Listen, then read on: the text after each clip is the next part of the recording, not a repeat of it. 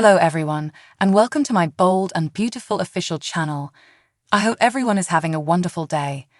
Before we begin, please hit the subscribe button and give this video a thumbs up. Bold and the beautiful show that John Finnegan led Steffy Forrester out of Sheila Carter and Deacon Sharp's apartment and stood up for her. When Sheila was by herself with Deacon, she appeared completely insane and threw everything in a fit of wrath. Sheila had every right to be furious, Deacon reassured her, but he didn't want her to reverse all the work she had made. Sheila said that she was having to exercise extreme self-control to avoid reminding that bitch who she was dealing with. It was obvious that Sheila continued to hold Steffy accountable for her lack of connection to Finn and the children. Sheila was cautioned by Deacon not to give her critics cause for concern. Deacon had Sheila swear not to go near Steffy, Finn, the children, or the cliff home once he was called to Il Giardino. Sheila flipped over the table and remained furious at Steffy when she was left alone once again. When Deacon came back, he was disturbed to learn Sheila had disappeared. Hope Logan made out with Thomas Forrester at Forrester Creations, but then her phone reminded her. Hope used to assist Deacon close the restaurant, so it was an old one that she had fashioned.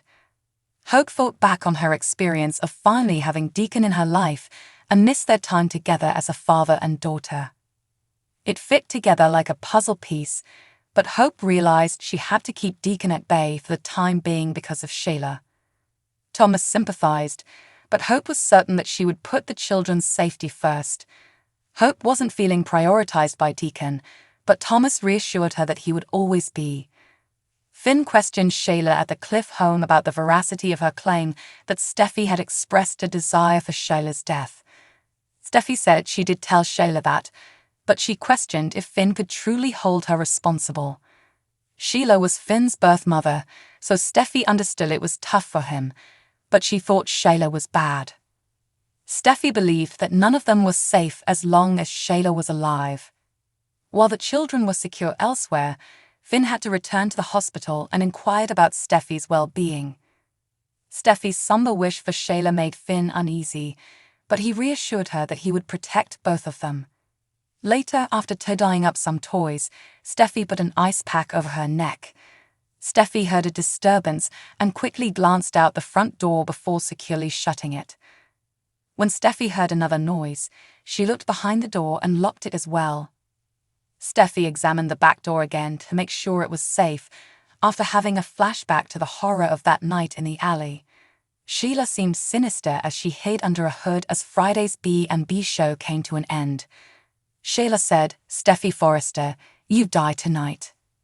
Stay in for updates on all the crazy stuff that's coming up, as spoilers for the bold and the beautiful indicate that Steffy won't allow Sheila to win the rivalry that's getting worse." Sheila reassures Deacon that while she is in his house, she does not represent a threat to Finn or his family. Steffy's wish that his mother had died was voiced with a straight face. Finn yells, "Sheila, Steffy is right. At all costs, stay away from our family and ourselves." Even though Sheila lives there with Deacon and does her business in peace, she objects to the possibility that Steffy may walk over and hit her in the face whenever she wants. "And I am the problem as well," Finn shouts. "You shoved her first." "We're not going to do this," he declares. Steffy and her leave when Sheila is informed that they will never see her or her family again. In her wrath, Sheila smashes a table in the flat. Presuming that Sheila won't be having sandwiches for supper, Deacon asks how she is doing. Because Steffy broke into their home and attacked her, she is enraged with her. Nobody treats her like that and gets away with it. Hope can't get enough of Thomas, she tells him at Forrester. He is also infatuated with her. Their relationship is crazy. They are interrupted by an alarm on Hope's phone, so Thomas pushes her back into the desk.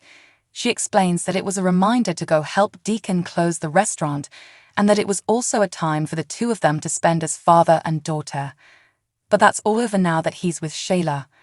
Her father is associated with a crazy person, therefore he needs to stay away from her and the kids. Hope remembers that she had given up on developing a relationship with her father as a youngster and had never truly reached up to him. This time, it felt different. It seemed to me that we were truly connected, that I had found a side of myself that had always been missing. Although Hope says that Deacon changed everything and that having a father figure in her life looked like a blessing, Hope no longer prioritizes Deacon since Sheila joined the scene. Thomas expresses regret. "I don't want to put the kids in risk as long as my dad is around Sheila," Hope declares. "Beth and Douglas had to come first." Thomas agrees. Hope feels as though she is losing her father again and over. At the Cliff House, Steffy confides in Finn that she is tired of constantly having to watch out for Sheila the psychopath. Finn questions the accuracy of her claim. "You stated that Sheila should die." Sheila feels justified in her fury, despite Deacon's advice to calm down once she reaches his flat. She has always wanted a simple, respectable existence. Deacon claims she has been an excellent citizen. It doesn't matter. Sheila is enraged because no one wants to give her credit. "I've had enough of her." Steffy only needs to go through the door and do every effort to keep her away from her grandson and son. This woman is presuming someone is who. Is it expected of her to just take it? Sheila has no business acting that way, Deacon says, so he warns her not to correct her. Finn will always be there for his wife. Never lose sight of the objective. "Gritting my teeth and summoning all my bravery," Sheila says. "I'm not reminding that bitch who she's dealing with." At the Cliff House, Finn asks Sheila again, is Steffy truly intended for her to die? Steffy questions whether he holds her accountable for all that she has done to their family. She's not sure if she would be free of her even in a prison cell, only in the event of her death and interment. I did, in fact, tell her that. She knows he's struggling a little with this, but evil never truly goes away. As long as Sheila is still here on Earth, none of them are safe. Thomas tells Hope at Forrester that he still loves her even if he's not the greatest Deacon Sharp fan. If it were any other woman in Los Angeles, Hope would be ecstatic to hear. "My dad deserves happiness, he deserves love. But this is Sheila Carter. We are talking about a woman with a record, a woman who is dangerous." Thomas is aware. Sheila is not to be anywhere near Steffy, her kids, or her. Hope believes that she and her father are starting to get along. Sheila strode in and began her "I've changed" tirade, but she could tell he was taking it all in. "My dad is on board with it."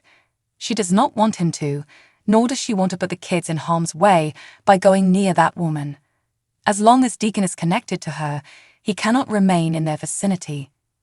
Sheila complains that, unlike everyone else in Deacon's apartment, she isn't allowed to feel human emotions.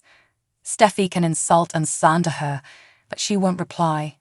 Reassuring her of her recent accomplishments, Deacon advises her not to let her critics to frighten her. Sheila knows that he's right.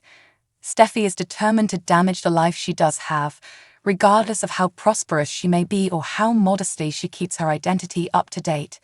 She just won't let go. Deacon informs her that Steffy is Finn's wife and says, "Thanks for watching. If you like this video, so please don't forget to subscribe my channel and don't miss any update."